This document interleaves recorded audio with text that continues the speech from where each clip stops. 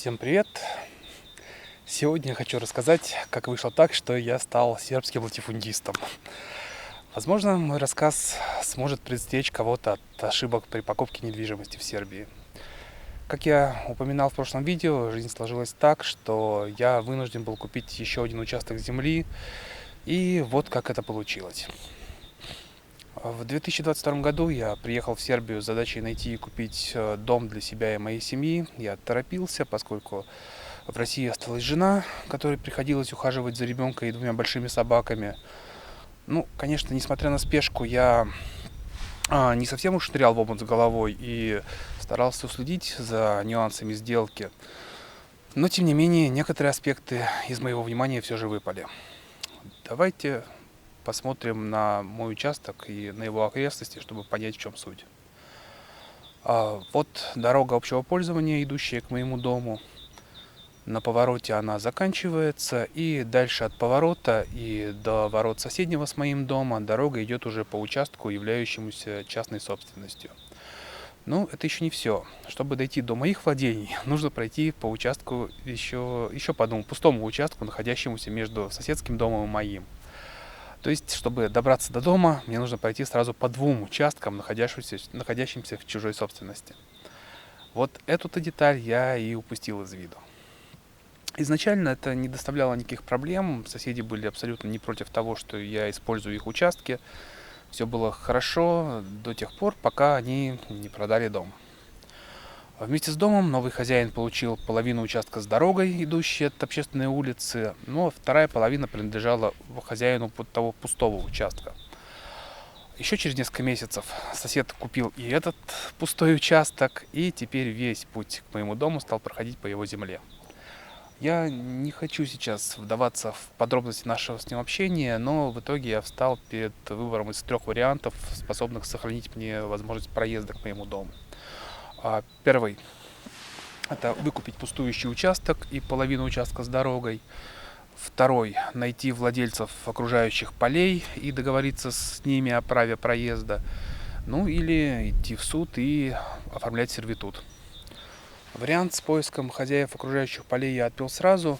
Не потому, что их невозможно найти, а просто потому, что особенности рельефа у нас таковы, что проехать от меня по полям можно только на тракторе, а обустройство дороги на порядке бы превысило мои финансовые возможности.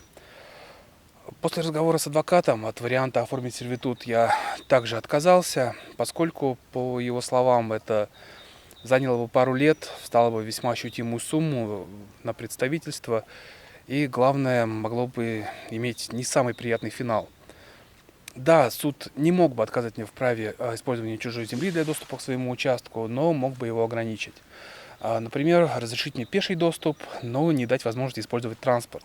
Но это, по сути, не дает сделать ничего ни в доме, ни в саду. То есть даже банально привезти дрова уже было бы проблемой. Ну и в итоге у меня остался только один вариант – это выкупить у соседа землю. Естественно, денег на такую покупку у меня не было, но получилось договориться на то, что я выплачу часть суммы сразу. К счастью, у меня были небольшие сбережения, которые ушли на этот взнос, а после буду платить по 500 евро в месяц, пока не выплачу всю сумму. И вот, если не случится чего-то страшного, осенью я закончу выплаты, земля перейдет в мою собственность, и я окончательно закрою вопрос с проездом. Ситуация сейчас, к сожалению, усложняется тем, что я остался без работы. Ну, я очень надеюсь, что и эту проблему я смогу разрешить. Вот такие дела. Можно сейчас посмотреть, вот такими были границы моего изначального участка площадью в 15 соток. И вот участок, который к ним добавился. Это еще чуть меньше, чем 8 соток земли. Ну, на самом деле нет худа без добра. С нового участка открывается красивый вид на холмы с противоположной стороны долины. И я очень хочу обустроить на нем обзорную площадку с качелями, так чтобы можно было вечерами там сидеть с бокалом домашнего вина и наслаждаться жизнью. Ну и кроме того, на участке растет черешня, которую я очень сильно люблю. Так что будем фокусироваться на положительных моментах этой истории. Да, ну и у вас может возникнуть вопрос, как я смог купить землю без дома в Сербии, будучи иностранцем. Ну и ответ на него простой. Никак.